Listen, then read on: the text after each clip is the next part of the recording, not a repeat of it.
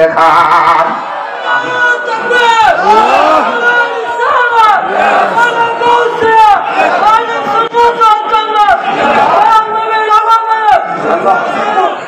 আল্লাহু আকবার জোরে বলেন। তাহলে আমি কিন্তু সেন্টিমেন্টটা বুঝতেছি। নবীর কিন্তু আমরা দেখি নাই, দেখছেন? নবীর আমরা দেখি নাই, নবীর পিছনে নামাজ পড়ি নাই, নবীর সঙ্গে ইফতার করি নাই, নবীর সঙ্গে জিহাদের ময়দানে যাই নাই। এরপরও নবীর জন্ম নামটা শুনলেই যেন পাগল হয়ে যায়। আর সুন্নি তো তারা মুহাম্মদ রাসূলুল্লাহ বললেই, সাল্লাল্লাহু আলাইহি ওয়াসাল্লাম মুখ উচ্চারণ করলেই দুইটা হাতের আঙ্গুল চোখে চলে যায়। এদের নাম সুন্নি। কথা বলেন ঠিক কিনা? সুন্নি তো তারাই যারা দুরূদ পড়ার পর কিয়াম না পড়লে শান্তি লাগে না। কথা কোন ঠিক কিনা? ইয়া রাসূলুল্লাহ, কিয়াম যখন পড়ি অনেকে বলে বেদাত, কিন্তু তাদেরকে আমরা বারবার জানিয়ে দিচ্ছি, তোমরা যেই কিয়ামকে বেদাত বলো, আমরা সেই কিয়ামকে আদব বলি। কথা বলেন ঠিক কিনা? তোমরা যেই কিয়ামকে নাজায়েজ বলো, আমরা এই কিয়ামকে হৃদয়ের প্রশান্তি হিসাবে জানি। কথা বলেন ঠিক কিনা? তোমরা যেই কিয়াম করাটাকে নাজায়েজ বলো, আমরা মনে করি বৈরবের জমিন থেকে রহমাতুল লিল আলামিনের উপরে যদি দুরূদ এবং সালাম পড়ি, নবী চক্ষে আমাদের সালামের আওয়াজ শুনে। শুধু শুনেন না, আমাকে চিনেন, আমার বাবাকে চিনেন, আমার 14 গোষ্ঠী চিনেন। কিয়ামত পর্যন্ত আমাদের নসরে কে হবে না হবে সব নবী চিনতে থাকিবে। এর নাম সুন্নি। এর নাম কি? সুন্নি শুধু নাম নয়, সুন্নি একটি চেতনা। সুন্নি শুধু নাম নয়, সুন্নি হলো রাসূলের পাকের মাধ্যমে খোদা প্রাপ্তির শর্ত। যদি বলেন ঠিক কিনা বলেন? নবী আছে, ইবাদতের দাম। নবী নাই, ইবাদতের দাম। এই যে সংখ্যায় কয়জন? এই বুঝে গেছে সংখ্যায় কয়জন? এই যে থাকতে হবে না। আমি বুঝাচ্ছি, যুদ্ধের জয় পরাজয়ের জন্য সংখ্যা কোনো ব্যাপার না। এখন তো আপনি আমি ওপেন আল্লাহ আল্লাহ জিকির করি, কত শান্তি লাগে রে। কিন্তু এমন একটা সময় ছিল যেই সময়ে মুসলমানরা আল্লাহ আল্লাহ জিকির করতে অনেক ভয় লাগতো। নীরবে নীরবে খেদমত করছে, কালিমার দাওয়াত দিয়েছে। সংখ্যায় মাত্র কয়জন? আরো জোরে। হাকিকত আছে, হাকিকত আছে। কয়জন? এই মুহূর্তে যদি কেউ আসে আমার মারতে, আপনারা কি করবেন? পরিবেশ হয়েছে, একটু পাপ দেখাইবেন। আর বললেন মারিস না, পুলিশের দিয়ে দিবে। মাঠ পাইছে মানুষ, পুলিশের দিয়ে দিবে। মাঠ পাইছে নিয়ে যাবে। সুন্নিরা মারে না, সুন্নিরা মারামারি করে না। সুন্নিরা রবের কাছে বিচার দেয়, আর রবের এমনি এমনি ধরে। কথা কোন ঠিক কিনা বলে? সংখ্যা কয়জন? সংখ্যা 40 জন। ওই সময়টা তো সাধারণ না। ওই সময় মেয়ে হইলে মেয়েকে জীবন্ত কবর দিত। সাধারণ জিনিসটা, মেয়ে হইলে মেয়েকে অপমান মনে কইরা কবর দিয়ে দিত। আর ওই মুহূর্তে রহমাতুল আলামিনের শুভ আগমন। সুবহানাল্লাহ করে গেলে মায়ের সঙ্গে সন্তান অবৈধ মেলামেশা করতো। নাউজুবিল্লাহ বলে। ওই টাইমের ভিতরে আমার রাসূল দুনিয়ার মধ্যে শুভ আগমন করেছেন। সময়টা খুব সাধারণ ছিল না। কয়েকজনের মধ্যে মাত্র 40 জন। এক সাহাবী যায়, ইয়া রাসূলুল্লাহ, আর কত নীরবে নীরবে মালিককে ডাকতাম, এবার মন চাইতেছে উপেন ডাকবো, উপেন। রাসূল বলেন, অবস্থাটা তো প্রতিকূলে, অবস্থাটা প্রতিকূলে, এখনো সময় হয় না, একটু ধৈর্য ধারণ করো।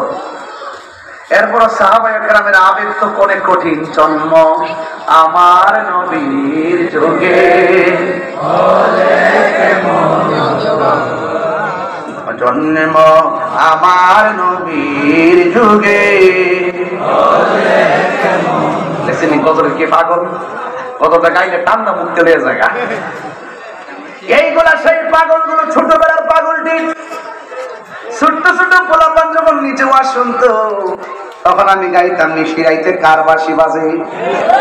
আজকের সেই ছোট্ট ছোট্ট পোলাপান কিশোর বয়স থেকে যৌবনে পদার্পণ করে কয়, ছোটবেলা শুনছিলাম নিশিরাইতে কার বাঁশি বাজে, যৌবন কালে বুঝতে পারছি আমাদের কানের মধ্যে মদিনাওয়ালার প্রেমের বাঁশি বাজে। ধ্যানে জ্ঞানে আমলে আউলিয়া গভীর চিন্তায় ছন্দ হয়, ছন্দে সুর হয়, সুরে একটা ভাব হয়, ভাবে প্রেম হয়, প্রেমে মিলন হয়। যেই ছন্দে আর যেই ভাবের মধ্যে আল্লাহ এবং নবীর প্রেম খুঁজে পাওয়া যায়, এটা কোনদিন হারাম হতে পারে না। এটা 14 এলেমের সরদার, ঠিক না? এই জন্য আমি বলছিলাম, ও ভৈরবের বন্ধু, সংখ্যায় মাত্র 40 জন। নবীরে ডাক দিয়ে কয়, ইয়া রাসূলুল্লাহ, নবী গো, ও মায়ের নবী, দয়ার নবী, আপনি আমরা অনুমতি দেন, আমরা একটু দিনটা প্রচার করব ওপেনে, আমরা আল্লাহর জিকির করব ওপেনে, দিনের দাওয়াত দিব ওপেনে। আমার নবী কই, না না, এখনো সময় হয় না। এরপরে আমার নবী, আপনার নবী সাহাবীরা একজন নবী গো, মনের মধ্যে বড় অশান্তি লাগে। এরপরে সাহাবীদের অনুরোধে আমার নবী ডাক দিয়া কয়, ও সাহাবীরা শুনো, ঠিক আছে ঠিক আছে রে সাহাবীরা, আগামী শুক্রবার আমরা মসজিদের সামনে বসবো। ও বন্ধু, বসবো কথাটা বলছে, কাফেররা গোয়েন্দারা শুনে ফেলছে। এবার ওরা মনে মনে ভাবতেছে, নিশ্চয়ই এই নবী একটা মিটিং করবে, এই মিটিংয়ে কি সিদ্ধান্ত হয় আমরা সবাই জানতে হবে, থাকতে হবে। সংখ্যায় মাত্র 40 জন। এবার শুক্রবারে তারা মসজিদের সামনে যখন বসলো, কাফেররা চতুর্দিকে এসে একটু পরে বের দিয়ে ফেলছে, হাতের মধ্যে পাথর নিয়ে দাঁড়ায় গেছে। আমি বলছিলাম কোনটা জানেননি, এখন করে আরামে শুয়ে রইছেন, আল্লাহ আল্লাহ জিকির করেন, কেউ বাধা দেয় না। একটাবার আসিয়ার কথা স্মরণ করেন। আল্লাহ আল্লাহ ডাকটা বড় তার জন্য কঠিন ছিল। এরপর গভীর রজনীতে আসিয়া আল্লাহ আল্লাহ করছে, কথা বলেন ঠিক কিনা? বন্ধু, ও আমার ভৈরবের মা, আপনি তো স্বামীর ঘরে সংসার করেন, হয়তো আপনার স্বামী আপনার সঙ্গে বিভিন্ন বিষয় নিয়ে দ্বন্দ্ব, কিন্তু আল্লাহর জিকির আর নামাজ কালাম বন্ধ করতে আপনাকে নিষেধ করে না। এই জন্য যুবক ভাইয়েরা, এরপর আমার মা বোনরা আল্লাহর ইবাদত করতে নিজেকে ধরে রাখে, কিন্তু আসিয়া কিন্তু এত বাধার পরেও তিনি ইবাদত করতেন। ও বন্ধুরে, ওই নবীর সাহাবীদেরকে নিয়ে আমার নবী যখন বসলেন, আর কাফেররা পাথর নিয়ে দাঁড়ায় গেছে, এখন এবার কাফেররা সিভিলে দাঁড়াইছে রে বাবা। দাঁড়ানোর পরে আমার নবী, আপনার নবী ডাক দিয়া কয়, ও সাহাবীরা রে, ও সাহাবীরা, তোমরা আমার সঙ্গে নামাজ পড়েছো, আমার সঙ্গে ইফতার করেছো, আমার সঙ্গে তোমরা সফর করেছো। ও সাহাবীরা, তোমরা আমাকে যে প্রস্তাবটা করেছো, তোমরা যে আমার কাছে প্রস্তাব করলা, কয় কি প্রস্তাব? কয় আল্লাহ নামের তালকিন বরাবর সরাসরি দিবা, কালিমা তোমরা এখন সরাসরি বলবা, মানুষের কাছে দ্বীনের দাওয়াত সরাসরি নিয়ে যাইবা। ঠিক আছে, এখন একটা কথা, আমাদের চতুর্পাশে কিন্তু দুশমন দাঁড়িয়ে আছে। মনে করো যদি তোমরা দ্বীন কায়েম করতে যাও, আর কায়েম করতে যায় যদি সর্বপ্রথম তোমাদের জীবন দেওয়ার প্রশ্ন আসে, তাইলে তোমরা কে জীবন দিতে পারবে? ফিলিস্তিন যেতে হবে, ইসরায়েলের বিরুদ্ধে যুদ্ধ করতে হবে। ও বন্ধু বন্ধু বন্ধু রে, এবার যদি তালিকা করা হয় ভৈরবের জমিনে ফিলিস্তিন কে যাবেন, আপনারা হাত দিল্লা বলবেন হুজুর আমি যাব, আরেকজনে হাত দিল্লা বলবে আমি যাব। একটা সিরিয়াস একটা কথা বলি, এই মুহূর্তে যদি নবীর জন্য জীবন দিতে হয়, কে দিবেন? দুই হাত ধরে দেখান।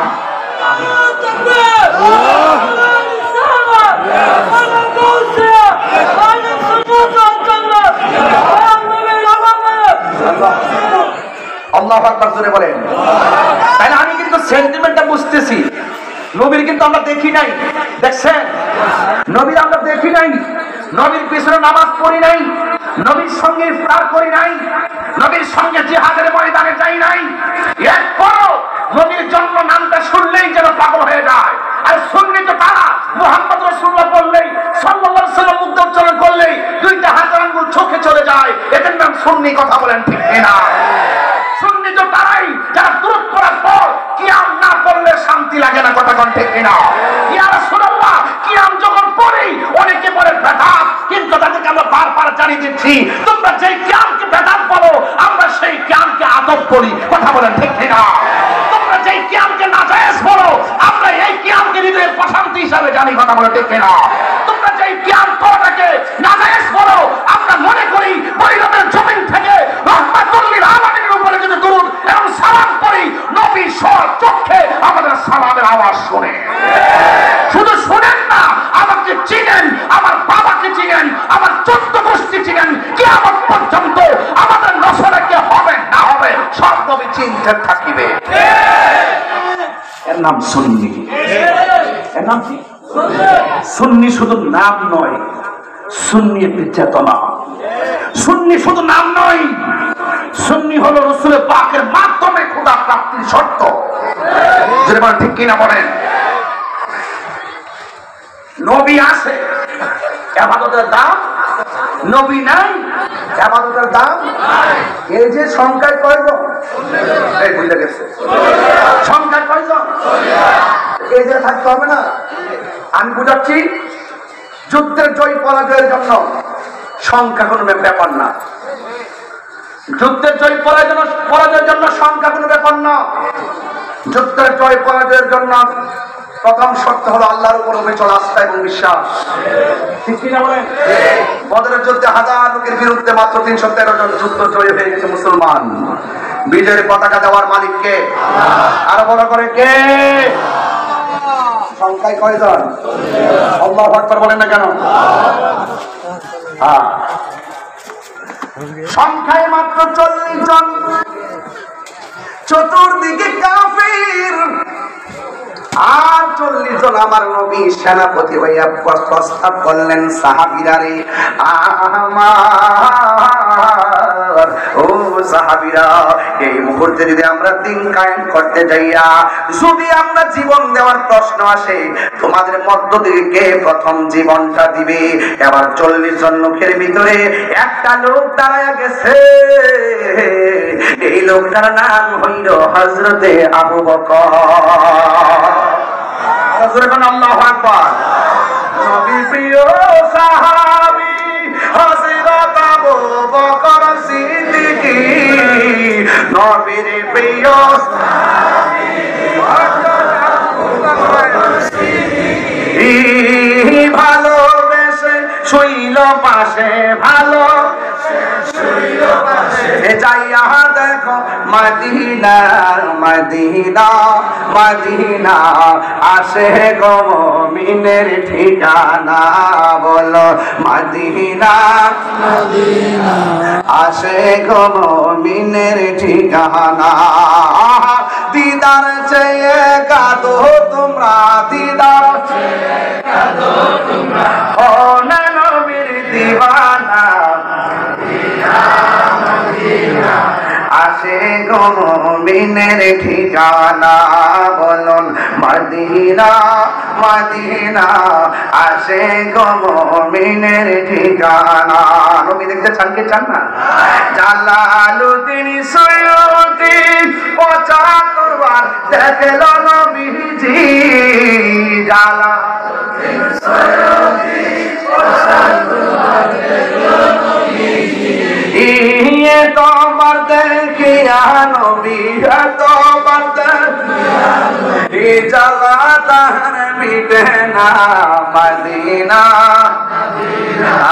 আসে গো মুমিনের ঠিকানা। বলুন মদিনা মদিনা, আসে গো মুমিনের ঠিকানা। আচ্ছা বকরা, ওরে দিদার চেয়ে কাঁদো তোমরা, দিদার চেয়ে কাঁদো তোমরা, না মদিনা মদিনা, আসে গো মুমিনের ঠিকানা।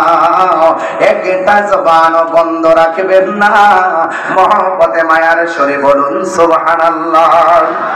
বন্ধুরে আমার, ও ভৈরবের বাবারা, ও বাগান বাড়ির বাবারা, এবার আমার নবী ডাক দিয়ে কয়, তোমাদের মধ্যে কে জীবন দিতে পারবা? একটা সাহাবী দাঁড়ায় গেছে, ওই সাহাবীর নাম হলো আবু বকর সিদ্দিক রাদিয়াল্লাহু তাআলা আনহু। যেই মাত্র সিদ্দিক আকবর দাঁড়ায় গেছে গো, ওই মুহূর্তে বিয়াদবের দলেরা সিদ্দিক আকবরের মাথা মুবারকের উপরে এলো পাথরে পাথর ছাড়া শুরু করলো। অন্যান্য সাহাবারা আমার নবীরে জড়ায়া ধরলো। এই দিক দিয়ে আবু বকর সিদ্দিক রে পাথর দিয়ে আঘাত কইরা মাটির মধ্যে মাথা ফাটাইয়া ফেলে দিল। এবার সাহাবায়ে কেরাম ধরাধরি কইরা বাড়ির মধ্যে নিয়ে গেছে রে বাবা। যেই মাত্র বাড়ির মধ্যে নিয়ে গেল, ওই মুহূর্তে সিদ্দিক আকবর বাড়ির মধ্যে যাওয়ার পর ওই তার মা ডাক দিয়া কয়, বাবা তোমার শরীরটা এখন কেমন লাগে? সিদ্দিক আকবর ডাক দিয়া বলে, আম্মা আম্মা গো, ও আম্মা। কেন? ভৈরবের মানুষ নবীর না দেখে নবীর জন্য পাগল। এই ভৈরবের মানুষ নবীর সবুজ গম্বুজটা দেখলে বড় পাগল, এই সবুজ কালার দেখলে বড় পাগল। নবীর বিরুদ্ধে কেউ কথা বললে ভৈরবের মানুষ কেন সহ্য করতে পারে না? একটা মাত্র কারণ সাহাবায়ে কেরামদের ভালোবাসা থেকে আমরা নবীর ভালোবাসা শিখছি। কথা বলেন ঠিক কিনা? ওই সাহাবী ডাক দিয়ে, আম্মা গো, ও আম্মা, তুমি আমার বলতেছো আমার শরীরটা কেমন লাগে? আমার তাড়াতাড়ি কও না, আমার রহমাতুল্লিল আলামিন কেমন আছে? জোরে জোরে কি আল্লাহু আকবার বলা যাবে না? আবার মা ডাক দিয়া কই, বাঁচা তো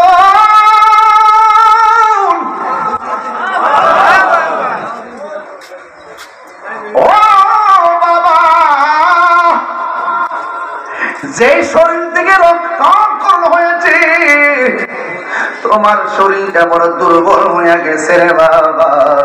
একটু মেহেরবানি কইরা তুমি একটু খাবার খাইয়া লও, একটু দুধ খাইয়া লও, একটা খেজুর খাইয়া লও, একটা খুরমা খাইয়া লও। এবার আবু বকর সিদ্দিক নবীরে কেমন ভালোবাসে।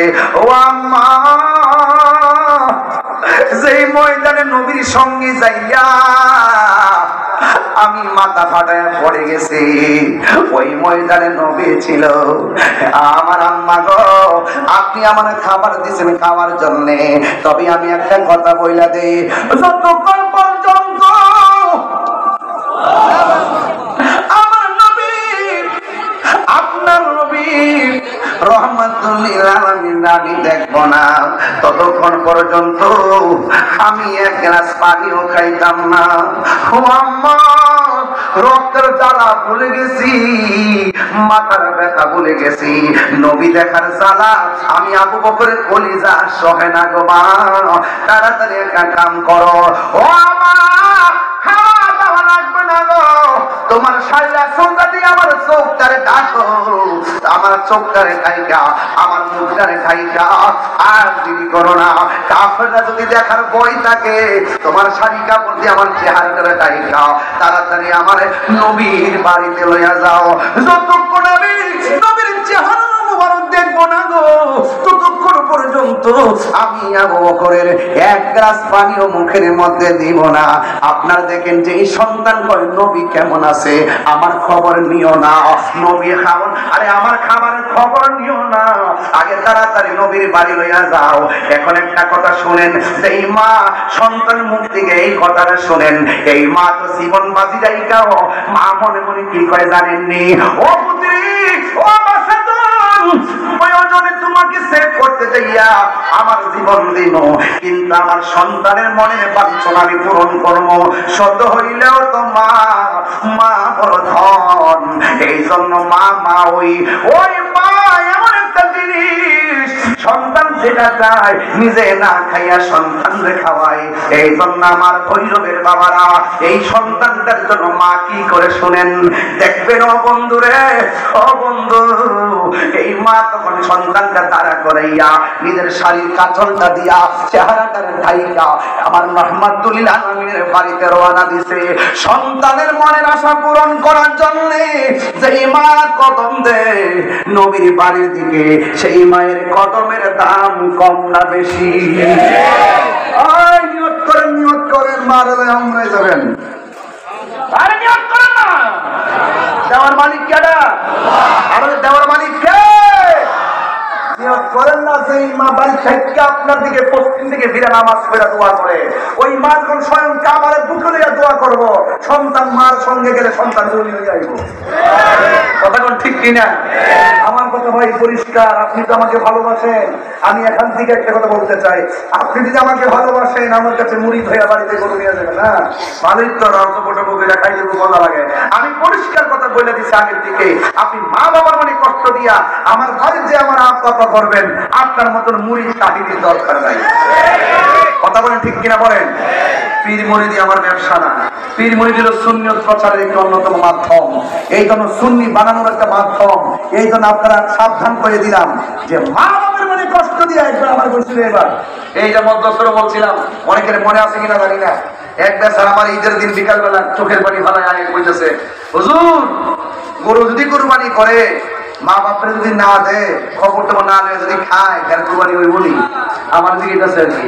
আমি বললাম তারে কোন গুরু তো, সে যদি মা বাপরে কষ্ট দিয়ে স্বয়ং খানায় খাওয়ায় তা কোনো কাজ হতো না। কথা কোন ঠিক না বেটি? এই জন্য আপনারা জবানটা খুলে কন, আমরা মা বাবার খেদমত চাই কি চাই না? আরো বড় করে বলেন চাই কি চাই না? কারা কারা চান দুই হাত করে দেখান ইনশাআল্লাহ। আল্লাহ আপনাদের সকলকে কবুল করুন বলেন আমিন। বলছিলাম যে বৃষ্টি বাতলার ব্যাপার সেবার থেকে তার আয়া করছি, আয়া করছে না, আয়া করছে, দেখ আমিও জিকির করতো, এটা তো লাগতেছে পুরা ওই যে